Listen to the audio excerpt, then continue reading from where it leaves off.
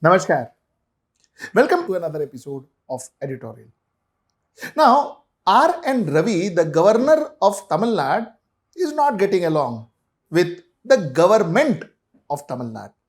Now, this is happening too often in our country.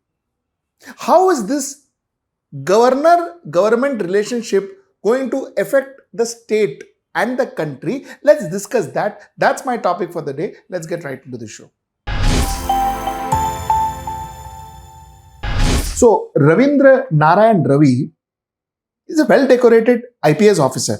He was in the police force, Kerala cadre. He was born in Patna, but he was in Kerala cadre police officer, IPS officer. He was IB officer. He was in CBI and so on and so forth. So, a very well decorated officer who became the governor of Tamil Nadu. Now, what really happened was, in one of his speeches that he was delivering in the assembly, he didn't go by the script or by the approved speech with the state government. He omitted certain things which were supposed to be said in that particular speech. That is the first thing that was the start of the controversy, and there are a few more which I will come to, but let us first stick to this. Now, what really happened was, in the speech where he was supposed to mention about the Dravidian model of good governance, which is what the state government and the political party which is the in government in Tamil Nadu wanted him to mention, he omitted it. And let me tell you what he omitted. He was supposed to say that today it stands tall as a leader amongst all states, which is it mane today Tamil Nadu stands tall as a leader amongst all states. He was supposed to say that this is primarily due to the model of good governance built on the pillar of social justice, equality, self-respect, and rational thinking. He was supposed to say the government will continue to march with vigor on the path of this Dravidian model of development, which has ensured the welfare and empowerment of suppressed, marginalized, and backward section of the society. He was supposed to mention this. He did not mention it. Okay. What he also omitted was, talking a little, praising Stalin a little, that he was supposed to do. He omitted that. He was supposed to say that Tamil Nadu has been adjudged as the best performing big state in India. This award is a testimony of the dynamic leadership of our Honorable Chief Minister and Dravidian model of development, which on the tenets of social justice and inclusive growth. I, that is I the governor, would like to express my heartfelt appreciation to the government of Tamil Nadu for the remarkable feat. He was supposed to say this, nahi bola. He didn't say it. Okay. Further on, he also omitted parts about Periyar, B.R. Ambedkar and Anna Durai. He was supposed to say, following the principles and ideals of stalwarts like Periyar, like Ambedkar, like Kamaraj, this government has been delivering the much acclaimed Dravidian model of governance to its people. This is what he was supposed to say. He dropped all of that. Now, long and short of it is that he dropped wherever there was mention of Dravidian model of governance, he dropped it. Maybe he didn't believe in that governance, Dravidian governance model. So he dropped it. Now, let me tell you, unlike what is said popularly, that this is the first time that it is happening in India where, a governor has dropped some statements or some prescribed statements which was given to him by the state. He has dropped that and, he has not followed it and all is not entirely correct. Because if you go back to history, dropping of content given by the state to the governor has happened before also. And I'll give you some examples. Now, in 1969, Governor V. Vishwanathan declined to read out critical references to the center. D. Vishwanathan in the neighboring city of Kerala, in the neighboring state of Kerala, D. Vishwanathan, 1969, then the governor, he said, I will not say anything against the center. This is when EMS Namboodiripad was the chief minister, the Communist Party.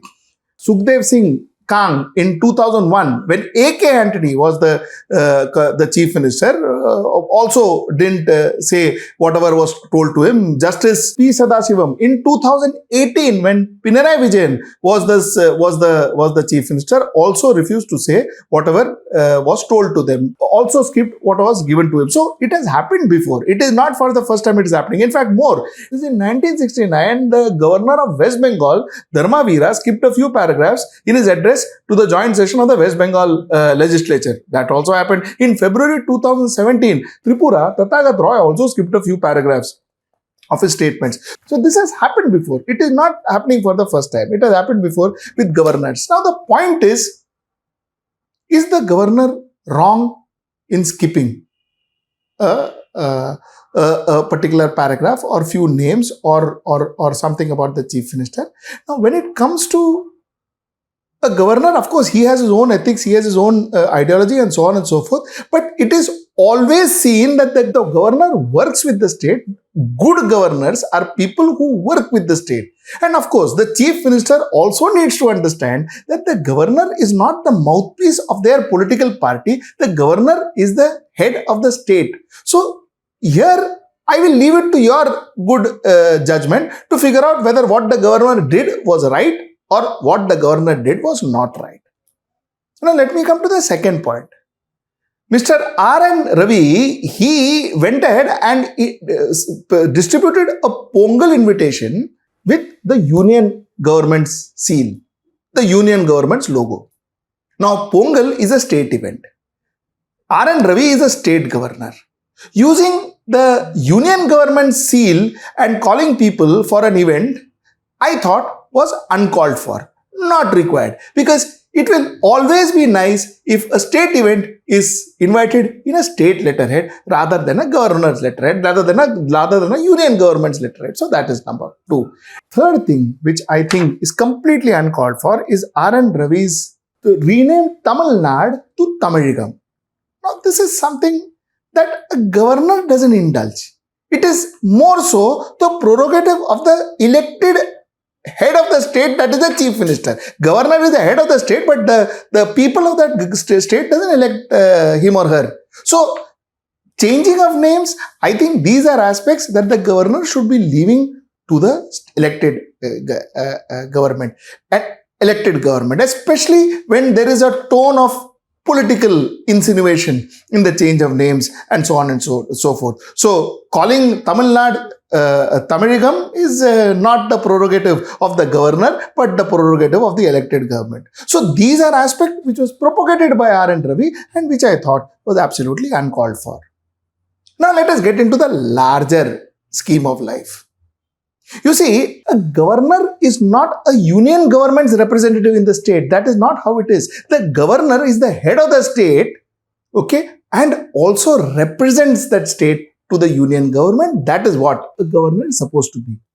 Now, a governor normally says something, the governor expresses something in consultation with the head of the state, that is the chief minister, the elected head of the state, that is the chief minister. He does it with the consultation of the chief minister, exactly the way the president of India does it with the consultation of the prime minister of India. That is how this relationship works. A governor has to take pride in his state. The governor has to take pride in his government, because when a governor addresses the assembly, when the governor addresses any conference, he normally states my government, which means he calls the state government my government, which means he represents, he leads the state government regardless of what party he belongs to and regardless of what party the state government is. The moment you are going to distance yourself from the state government, the moment you will be conservative about the praises that you give to the state government for whatever their achievement is, or the moment you don't talk about the achievements of your state government, which means you are not working with your state government, which also makes the state government feel that you have no pride in being part of that state government. Now that is not entirely correct. That's my point number one. My point number two, you see, governor, president of India should be apolitical. They are constitutional position. They have not been elected there. They are not there because the people want them to be there. They are there because some politicians want them to be there. Or it could be return favors also too for some of them. But end of the day, when you sit in that chair, you need to be apolitical. It is imperative that you are apolitical. Because if you are going to be the central government or the one political party's representative in an other political party's government, then what are you trying to be? You are trying to be an opposition? Is that your role? You are playing the role of an opposition party? I mean, look at what happened in Calcutta. Look at what happened in West Bengal. Look at now what is happening in Tamil Nadu. Look at what happened with the Lieutenant Governor in Delhi. One is surprised as to why are governors try to impose a political agenda on a particular state. The governor should be apolitical. He should keep away from the political matters of the state. That is not his concern. His job is to ensure that the state is governed according to the constitution. His job is to ensure that the states follow the constitution. His job is to ensure that the state is represented well by him in different forums. That's his job. And the moment he strays away from that, well, he's not doing his job. And you know what happens? What happens is, if every governor tries to go against the state government, then the people of this country wonders, why do you have a governor at all? Which is a valid question. Why do you need a governor? He lives in some lavish Raj Bhavan when most of the 80% of the other people lives in slums. He lives in lavish Raj Bhavan. The taxpayers, we spend crores of rupees on him, and he just becomes a spanner on the spokes in the functioning of the state government. Is that he or she? That is that what you want a governor to do? So somewhere down the line, I think our democracy, our country needs to think on 2 points. Point number one is, should the governor be acting on behalf of a political party stroke the central government? Is that what his job is supposed to be? If he does that, what happens to him? How can he be reprimanded? How can he be removed? Are there any laws that stops him from doing it? Number two, the most important question, and I think that's the question I would like to leave you tonight with. Do we need a governor? What does the governor do for the state? How does he help? He or she helps the state. In fact, the kind of money that is spent on the governor, taxpayers' money, what benefit to an average taxpayer, to an average Indian? This is what I wanted to talk to you about today. Let's catch you back tomorrow at 10 p.m. Namaskar. To know about the latest updates on our new news app, go on your Android or iOS, search for HW News Network. Download our app, choose the language you prefer to get updates in, and be up to date with the latest news.